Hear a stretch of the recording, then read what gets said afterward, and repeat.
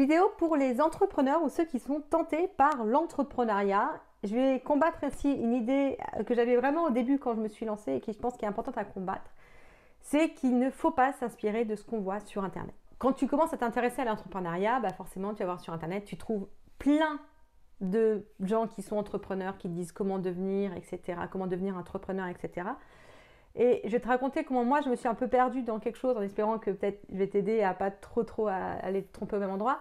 C'est que je me suis dit, si, et c'est assez naturel quand je veux devenir entrepreneur, ces entrepreneurs qui ont pignon sur rue, qui racontent comment devenir entrepreneur, probablement en regardant ce qu'ils font, je vais pouvoir m'inspirer et je vais pouvoir le mettre en place. Alors, oui, mais le problème, c'est que souvent, quand on regarde sur Internet, les entrepreneurs auxquels tu as accès sont les entrepreneurs qui sont déjà bien installés. Souvent, si tu les connais, c'est qu'ils ont un gros réseau, c'est qu'ils ont un budget pub. Souvent, ce sont des business qui sont au-dessus de 100 kg par an ou 1 million d'euros par an. Donc, ça, c'est leur chiffre d'affaires. Donc, c'est vraiment... Alors, 100 kg, c'est pas tant que ça, mais c'est beaucoup plus que ce que tu as toi quand tu démarres.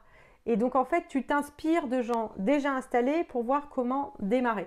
Et c'est là où, en fait, ça peut être problématique. Parce que du coup, moi, je sais, je l'ai fait. C'est pour ça que je t'en parle. On va mettre en place des techniques. On va dire, s'il fait ça, c'est que moi, je fais ça. Et en fait, on s'épuise parce que souvent, ils sont nombreux à faire ça. Le mec, ça fait 5-10 ans qu'il fait ça. Donc, il a une expertise de dingue. Donc, ça roule tout seul, etc.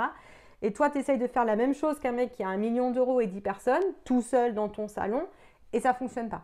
Et ça, c'est normal que ça ne fonctionne pas. L'exemple de base qu'on te dit partout, c'est qu'il faut faire des newsletters hyper souvent, hyper régulièrement, etc., longues, avec plein de trucs. Ok, ça marche. Mais si ça te prend une journée par semaine pour faire ta newsletter, et en fait, tout le reste du temps, tu fais rien. Et c'est la même chose pour le contenu en ligne. Vous voyez, mes vidéos, moi je débute vraiment. Mes vidéos, elles ne sont pas ce rendu nickel qu'on a envie d'aller voir sur les gens qui sont déjà installés. Pourquoi? Parce que les gens installés, ils ont du vrai matos, ils ont des monteurs, ils ont des gens qui sont responsables de la lumière, etc. Moi, c'est mon smartphone dans mon bureau.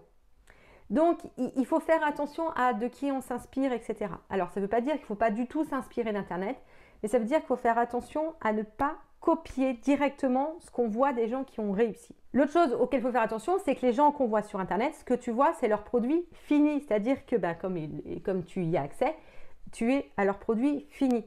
C'est très rare que tu puisses avoir les produits en cours de fabrication. Alors, si jamais ça t'arrive et qu'il y a quelqu'un qui dit « là, j'ai fabriqué un produit, est-ce que tu veux être de la partie ?»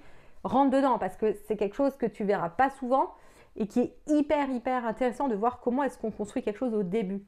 Mais là, si tu regardes ce que font les gens sur Internet compagnon sur rue, c'est comme si tu regardais un immeuble qui était tout fini et tu dis « ah ok, c'est intéressant, donc manifestement il met les tuiles là, etc. » Et tu vas commencer à essayer de mettre les tuiles, mais en fait ce que tu n'as pas réalisé, c'est que quand le mec il a mis les tuiles, il avait un échafaudage. Et que l'échafaudage maintenant il a disparu, parce que tu regardes le produit fini. Mais si le mec te dit pas qu'il y avait un échafaudage et que toi tu sais pas qu'il y en a, tu vas galérer à essayer de faire un truc qui en fait n'est pas possible. Donc il faut faire attention parce qu'on a accès au produit fini et du coup on n'a pas accès à toutes les étapes qui ont permis d'arriver à ce produit fini. Dernière chose, moi ce que j'ai remarqué déjà, ça fait 4 ans que je m'intéresse à tout ce qui est marketing digital, vente sur Internet, ça évolue hyper rapidement. En 4 ans déjà, il y a des choses qui marchaient il y a 4 ans, qui ne marchent plus maintenant, etc., etc. Donc il y a beaucoup de gens qui vont te vendre comment réussir en disant moi j'ai réussi comme ça, donc essaye de voir comment toi tu peux réussir de la même façon. Souvent c'est ça. 90% des produits c'est j'ai réussi, je te montre comment j'ai réussi, je vais dire voilà ce que j'ai fait ça marche pour toi.